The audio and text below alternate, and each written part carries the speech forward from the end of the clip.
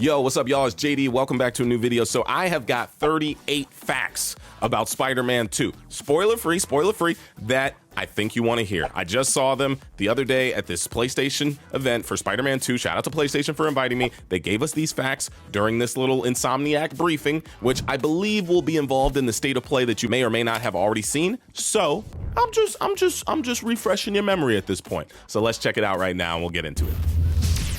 Number 1, Spider-Man is open world. We already knew that, but it is open in this game. Number 2, this is an original story, which is obviously going to follow up with what we did in the previous games, but it's brand new, baby. New characters, new dynamics, new story, new everything. Number 3, with new everything, you got a new cast of villains and side characters. Number 4, they've got new combat mechanics. Now, I know that is very vague, but that's what I wrote down in my notes. Number 5, the world is double in size. Now, I know you're probably sitting back and being like, what do you mean, JD? Listen, the map is massive. We got Brooklyn, we got Queens, and we've got New York City. It's a lot to have to cover. Number 6, they got way more open world activities, and it's like expansive and immersive. I really don't want to spoil it for you, but that's number 6. Number 7, this game is made especially for the PlayStation 5. Now, some of you might be thinking to yourself, it's probably just going to be like, ported up of the previous game. It's got some of the same mechanics, but I cannot lie to you, it feels different. It feels like a PlayStation 5 game. Number 8, at the demo that I went to the other day, we were playing a 6-week-old build, so it was a work in progress. Number 9, you're probably thinking, what do you mean a work in progress? Listen, I played the demo and they wanted our honest opinions. There were a few glitches, there were a few bugs and a few things that froze, and even sometimes my camera got stuck in a position. I was like, okay, this is like Spider-Man 2 on PS2. What's going on? But yeah, we played a demo build. It's gonna be finalized and finished by the time it comes out in October, but we played one that was literally like a work in progress. Like they were fine tuning and tweaking like the final steps of the game. Okay, number 10, hopefully I didn't mess up the numbers, but it will launch with Fidelity and performance mode. Number 11, it's gonna have accessibility modes at launch, but they're going to add more accessibility down the road. Number 12, I just wrote the words main story. The main story is gonna be great. Uh-oh. Number 13, they're gonna have hero progression. So you are going to be able to progress with Miles and Peter and evolve them into a different version of themselves from the beginning of the game till the end. It's gonna be really good. Number 14, the customization. There's a lot of it. There's a lot of gadgets, goojits, and gadgets that you're gonna be able to mess with. And on top of that, I've seen a lot of customization that I don't wanna spoil, so let me just say that. Customization is plenty customization in there. Number 15, timeline wise in the story, this is going to be taking place 9 months after Miles Morales. So that's the window between where they are now and where they were before. Number 16, and I'm sure you already know this, but Miles and Peter are going to be teaming up like a lot. So much so that you're going to actually be able to transition between each player, and at a whim, you can become Miles or you can play as Peter and you can continue the story from wherever you are. Number 17, spoiler alert if you haven't played the previous games, but Aunt May has passed away, as we all know, and it's going to take a heavy toll on Peter because now he's the man of the house.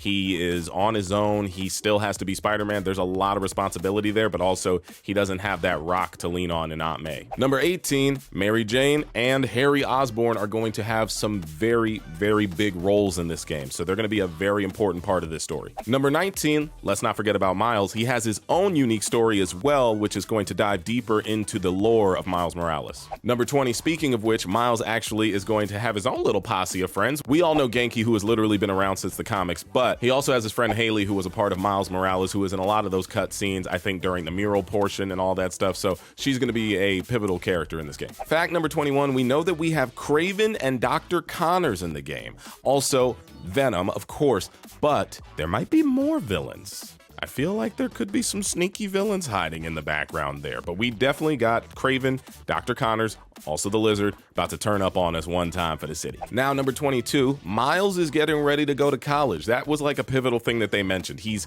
trying to plan his college essay, he's graduating from New Visions Academy, and, he's also dealing with the passing of his father from his storyline, so he's got a lot on his plate on top of being Spider-Man.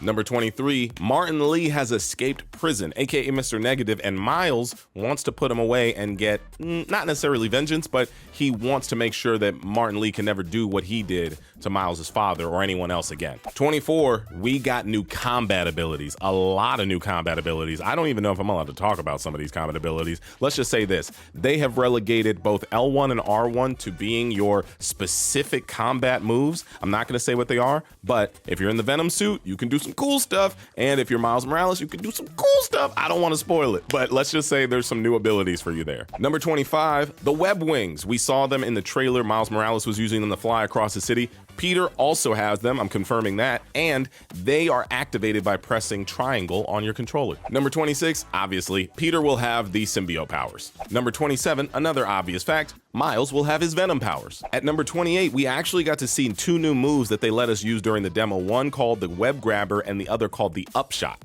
I'm not gonna spoil what they are. They may or may not have already happened because they just did that PlayStation State of Play, which maybe this came out before or after. I have no idea, but there's some new stuff. Number 29, stealth gives you so much more freedom. You are allowed to traverse through different areas in such a more stealthy, quiet, focused way. That way your enemies cannot just jump you and take advantage of you. You can actually maneuver and play the game in a whole new fashion. Number 30, you can use the Webline a lot different. You'll be able to like use it to help your stealth and also to web up and take down enemies. So it's gonna be really good. Number 31, and I think I wrote this right, heavy attacks cannot be, I believe, blocked or dodged. You could probably dodge them, but I think blocking is what you can't do. You know why? Because they now have a parry mechanic. So once a heavy attack is about to hit you at the last second, I believe you press L1 and it will parry. And if you're Peter in the Venom suit, you use the Venom to fight it off. And if you're Miles, you use your web electricity Venom powers. It's fun. Okay, number 32, Queens and Brooklyn. I already mentioned this, but Queens and Brooklyn are confirmed in the game. And let's just jump right to 33. Coney Island is also available. 34, I mentioned this earlier too, but I wrote it in this order. You can switch between both spiders instantly. Think Grand Theft Auto 5, but Spider-Man? Number 35, there's going to be side missions that have quick time events that happen in real time. So you might just see like Kraven's like sentient birds or some sort of minions running around doing something, and you can engage them, and then a quick time will happen and you'll end up right in the middle of a nice little side quest. It was really good to see.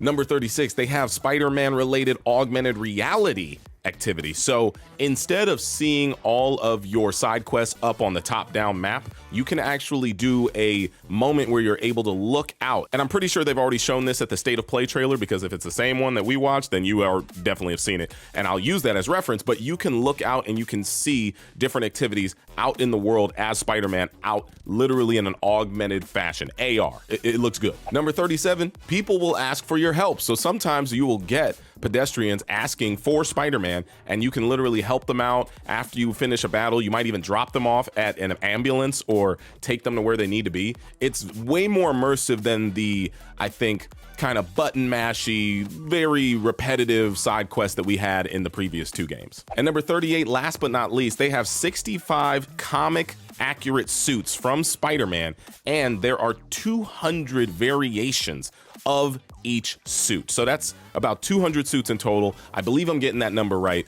I played the game, I saw some suits, I'm not gonna spoil, but for every suit, there was like 3 versions of each suit. Whether it's a different color, a different look, a different style, aesthetic, there's a lot in this game, y'all. Get ready. All right, everybody, and that's it. 38 facts about Spider-Man 2 that you can look forward to when the game drops. Shout out to PlayStation for inviting me to that event and telling me all this information. I appreciate y'all. You know what to do. Check us out on Patreon because we got that exclusive content. Also subscribe. YouTube memberships is a thing, and I will see you on the next one. I'll catch you later. Peace.